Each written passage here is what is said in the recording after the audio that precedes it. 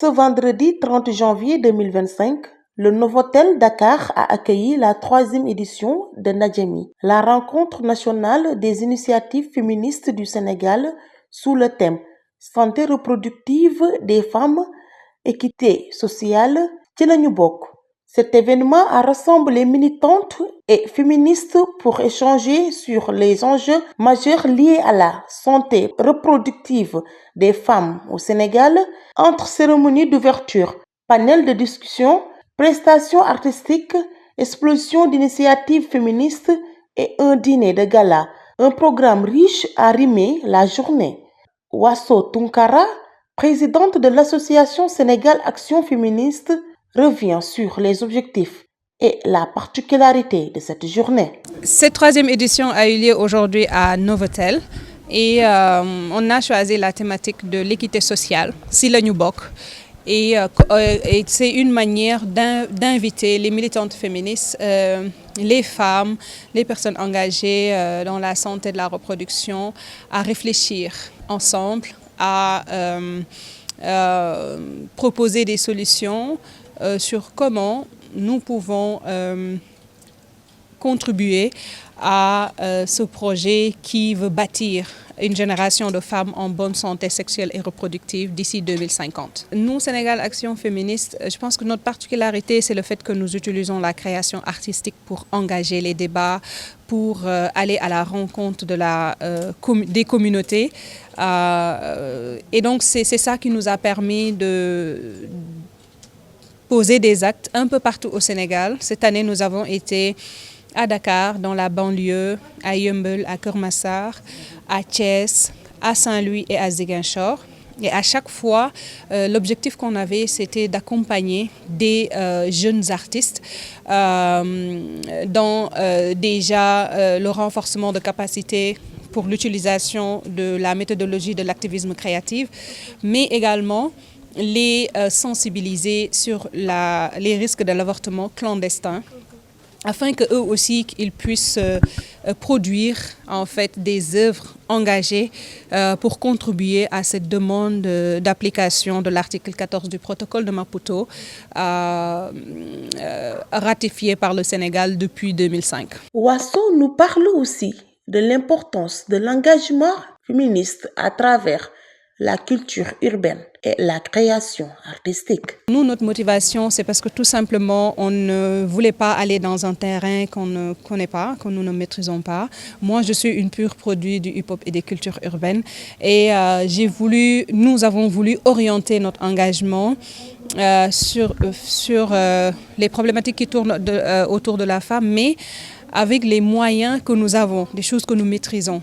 En fait, c'est la raison pour laquelle, quand on parle de culture urbaine, on parle de hip-hop, on parle de rap, on parle de danse, on parle de graffiti. Et le slam maintenant est un dérivé et qui est accepté. Et on a voulu aussi s'ouvrir un peu et aller vers le théâtre forum. Parce que nous, notre objectif, c'était vraiment de trouver un moyen de discuter avec les populations sans pour autant heurter, mais aussi les pousser à s'intéresser sur les problématiques jugées tabous en fait. Et l'expérience nous a montré que vraiment, tout ce qui est création artistique est un bon moyen qui a un pouvoir extraordinaire pour changer les perceptions, pour libérer la parole des femmes, mais aussi pour permettre à la communauté elle-même de proposer des solutions. Une autre voix majeure, la présidente de l'Association des sages-femmes du Sénégal, également panéliste, a insisté sur l'importance de la santé sexuelle et reproductive en mettant l'accent sur la sensibilisation des femmes. Nous sommes ici dans le cadre de Nadjemi par rapport à les actions que l'Association des sages-femmes mène à travers la task force pour la légalisation de l'avortement médicalisé, mais également par rapport à comment faire en sorte de faire la promotion des droits sexuels et reproductifs pour que dans toutes les politiques de santé, que ceci puisse être pris en compte pour que ces droits soient une réalité au Sénégal. D'abord, il faudrait que les femmes comprennent c'est soit la santé sexuelle et reproductive. Et ça, il faudrait que nous, qu'on puisse travailler avec d'autres organisations pour informer les femmes, qu'elles comprennent d'abord c'est quoi la santé, quels sont leurs droits en termes de santé de la reproduction, mais également qu'elles puissent aller utiliser les services de santé de la reproduction. Ces services-là qui doivent être, comment on dit, holistiques, aussi bien pour la jeune fille que l'adolescente et la jeune femme, parce que quand on parle de santé de la reproduction, ça prend en compte tout le cycle de vie, avant même la conception, pendant la grossesse, pendant le postpartum, mais également dans la perte gynécologique avec l'utilisation de la contraception pour l'espacement des naissances, parce qu'on s'est rendu compte que, et les études l'ont montré, et des données probantes prouvent que espacer les naissances permet de réduire la mortalité maternelle, mais également en capacité non-membre, comme je l'ai dit tantôt, pour qu'elles soient habilitées à recevoir les femmes, à comprendre leurs attentes et à leur donner des soins qui soient centrés sur la personne. Parce que chaque individu est différent, elle a des besoins, elle a des attentes spécifiques et il faudrait qu'on apprenne à prendre en charge de manière individuelle les besoins en santé de la reproduction des femmes.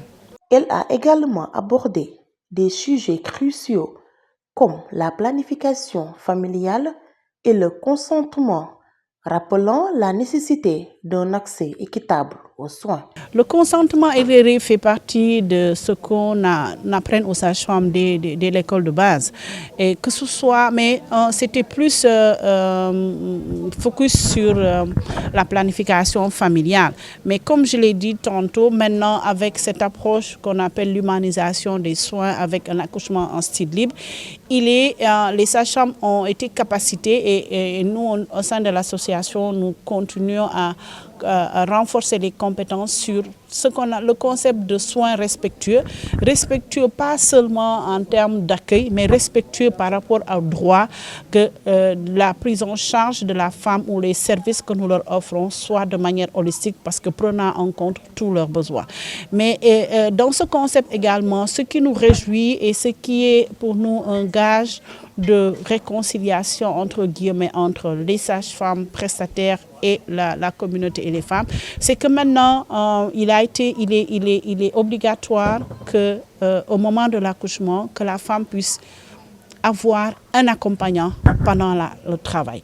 Ça permet de comprendre c'est quoi le travail des sages-femmes, de comprendre c'est quoi même le travail et de faire en sorte d'avoir la femme qui devient maintenant actrice dans son accouchement et qu'elle ne soit pas quelqu'un qui subit simplement. Donc ça permet également aux accompagnants de comprendre quel est le processus du travail, comment une femme accouche et comment elle peut aider et faire en sorte qu'elle se retrouve un tout petit peu dans son environnement de tous les jours parce que parfois également être dans une maternité, être quelque part où c'est renfermé entre quatre murs, ça peut être source d'inquiétude, de peur et parfois même de frustration. Donc c'est pourquoi nous travaillons sur ça, que les sages-femmes au sein de nos journées scientifiques, nous parlons des soins respectueux. Et ces soins respectueux maintenant, avec la Confédération internationale des sages-femmes, prend en compte ce qu'on appelle un modèle de soins de sage-femme qui permet que la femme soit prise en charge de bout en bout, exclusivement, de manière indépendante et professionnelle. Coumba Touré, entrepreneure militante féministe et présidente du mouvement Africa Rising, était aussi de la Paris. Elle a partagé sa vision et l'importance de la rencontre en évoquant les droits sexuels des femmes, notamment la question de l'avortement médicalisé et les défis liés à la santé reproductive. Je participe au Ndadje, organisé par Sénégal Action Féministe, qui est une très belle rencontre des féministes du Sénégal qui rassemble différentes organisations, différents individus et qui permettent de discuter des questions qui sont importantes pour tout le monde. Aujourd'hui, Sur le panel d'ouverture, nous avons beaucoup parlé des questions de santé des femmes, particulièrement des santé sexuelle, reproductive, de la question de l'avortement médicalisé, des questions de droit des femmes. Et en ce moment, on parle aussi beaucoup de l'art sur ces questions-là. Donc c'est une très belle occasion de se retrouver, de parler de ce qu'on fait déjà, de ce qu'on pourrait faire ensemble et surtout de toucher du doigt des questions qui sont extrêmement importantes, qui doivent être publiques et des questions sur lesquelles le gouvernement du Sénégal doit agir. Nous avons parlé des droits sexuels des femmes, que la sexualité des femmes n'est pas seulement une sexualité qui est destinée à la procréation, n'est pas seulement une sexualité dont on doit parler par rapport aux maladies et à la mortalité maternelle par exemple. Bien sûr, c'est quelque chose dont on doit parler, mais qu'au-delà de ça, les femmes ont une sexualité à part entière et ont aussi un droit de jouir de cette sexualité. Et on en parle justement parce que nous sommes dans un pays où il y a encore une pratique de mutilation génitale des femmes, où on enlève aux femmes ce droit sur leur corps et sur leur jouissance à leur sexualité. Donc c'est quelque chose sur lequel il est difficile souvent de parler et il fallait le relever. Docteur Maïmouna Ndoye en a très bien parlé. Alors en tant qu'écrivain, j'écris pour les enfants. Et un des livres que j'ai produit, La terrible histoire du Cous, touche la question des violences sexuelles sur les enfants, donc qui est tabou et pourtant qui est réel. Ici, nous l'avons vu, nous en avons entendu parler, pas seulement dans les recherches qui sont menées, mais à travers l'art qui nous a été présenté, que ce qui se passe dans les familles et qui est caché a un impact sur la santé physique et mentale des personnes qui sont les victimes. Parce que quand ça arrive, quand on est enfant, qu'on est vulnérable, et que ça arrive surtout, ces violences sexuelles, quand ça vient de personnes qui sont proches et de personnes qu'on ne peut pas défier, cela pose des problèmes qui suivent les personnes tout au long de leur vie. Et qu'il est important non seulement de donner aux enfants des outils et des mots pour en parler, qu'il est important d'aider les familles à en parler et à prévenir ces choses-là. Et quand ça arrive, pouvoir trouver des solutions et aider les personnes qui sont victimes. Au-delà des discussions, Ndadjemi 2025 a été un véritable moment de sonorité. Un appel à la solidarité a été lancé pour les collectes de services hygiéniques en soutien aux étudiants de UCAD, soulignant l'importance de l'entraide entre femmes. Avec des échanges engagés, des performances artistiques captivantes et une forte mobilisation, cette 3e édition a réaffirmé le rôle clé des initiatives féministes dans la lutte pour les droits des femmes au Sénégal.